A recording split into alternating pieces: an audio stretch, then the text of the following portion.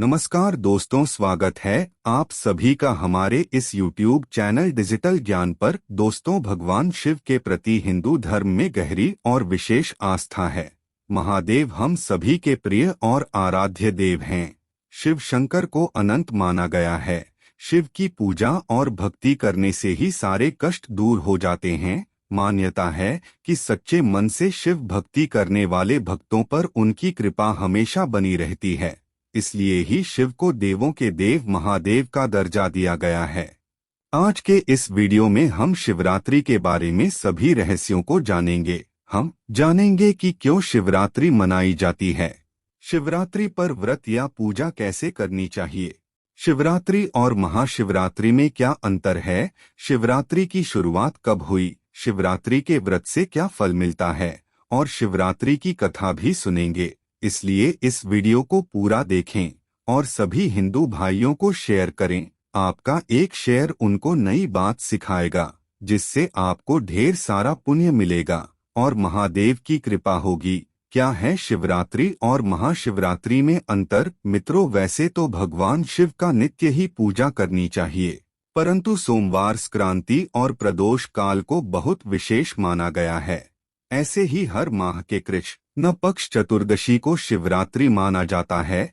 इन कालों में पूजन करने से भगवान अत्यंत प्रसन्न होते हैं।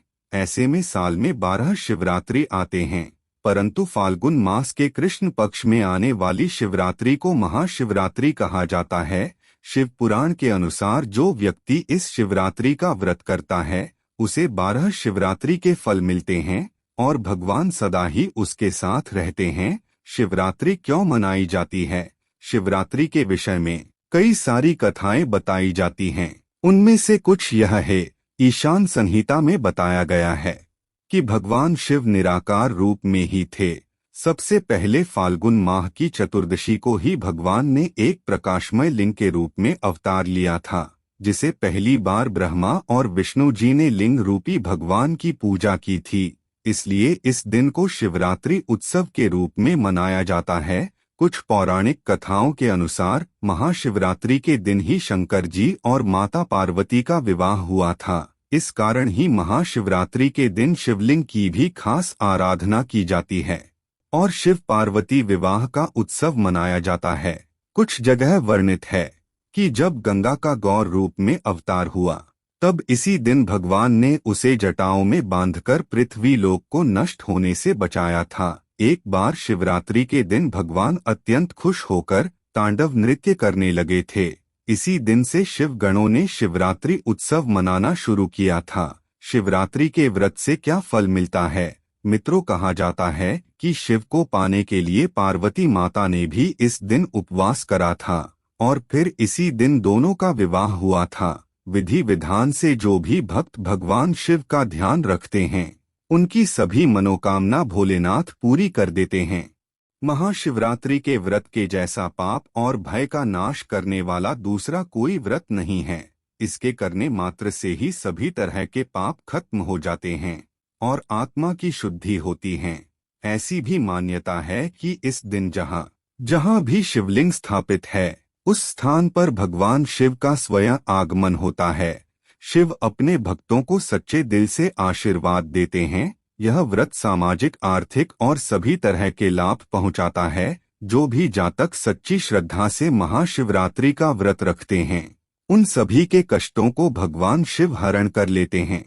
यही कारण है कि सभी व्रतों में महाशिवरात्रि का व्रत सबसे प्रभावशाली और लाभकारी व्रत माना जाता है। शिवरात्रि का वैज्ञानिक महत्व क्या है? मित्रों, वैसे तो भगवान शिव शंकर के लिए सभी महाशिवरात्रि पर व्रत, पूजा या उपवास करते हैं, परंतु इसके पीछे वैज्ञानिक आधार भी है। यदि हम वैज्ञानिक महत्व की बात करें तो इस रात ग्रह का उत्तरी गोलार्ध इस प्रकार अवस्थित होता है कि मनुष्य भीतर ऊर्जा का प्राकृतिक रूप से ऊपर की ओर जाती है।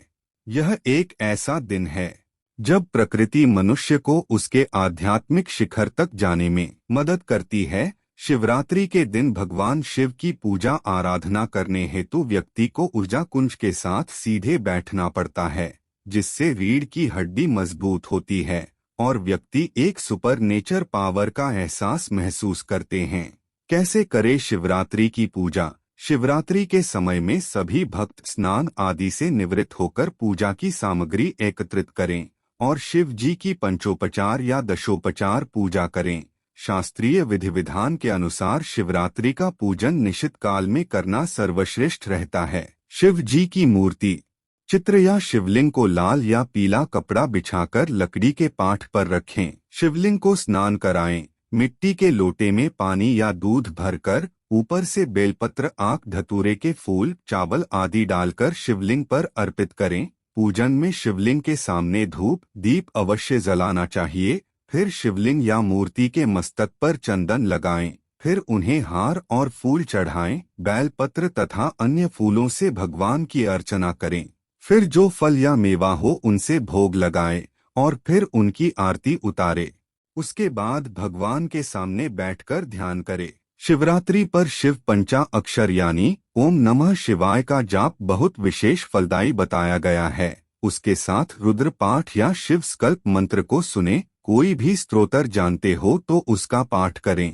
इन सब से भगवान अत्यंत प्रसन्न होते हैं और हमारी सभी मनोकामनाएं पूरी करते हैं।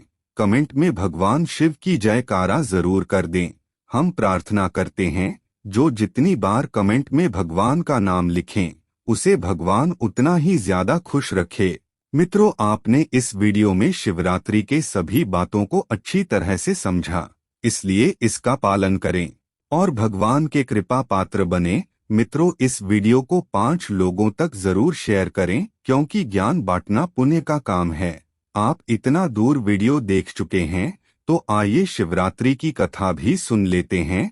शिवरात्रि की कथा गरुड़ पुराण में भगवान स्वयं नारद से कहते हैं कि जो इस कथा को सुनता है उसे शिवरात्रि व्रत का फल मिलता है। कथा के अनुसार इस दिन एक निषाद राज अपने कुत्ते के साथ शिकार खेलने जाते हैं, किंतु उन्हें कोई शिकार नहीं मिलता है। तब भी थककर भूख प्यास से परेशान एक तालाब के किनारे बैठ जाते हैं जहां बैल वृक्ष के नीचे शिवलिंग था। उन्होंने अपने शरीर को आराम देने के लिए वृक्ष से कुछ बिल्वपत्र तोड़े जो शिवलिंग पर भी गिर गए। अपने पैरों को साफ करने के लिए उसने उन पर तालाब का जल छिड़का जिसकी कुछ बूंदें शिवलिंग पर भी जा गिरी। ऐसा करते समय उसका एक तीर नीचे गिर गया जिसे उठाने के लिए वह शिवलिंग के सामने नीचे को झुका। अनजाने में ही सही, लेकिन उन्होंने शिवजी की पूजा की थी। फिर मृत्यु के बाद जब यमदूत उन्हें लेने आए तो शिव के गणों ने उसकी रक्षा की और उन्हें भगा दिया। यानी अज्ञानतावश भी महाशिवरात्रि पर शिव जी का पूजन करने से भक्तों के कष्ट दूर हो जाते हैं। प्रेम से कहिए हर हर महादेव, ओम नमः शिवाय, राधे राधे, जय श्री कृष्णा। तो मित्रों, आज के लिए बस इतना ही। मिलते हैं एक और नए एपिसोड के साथ। तब तक के लिए नमस्कार।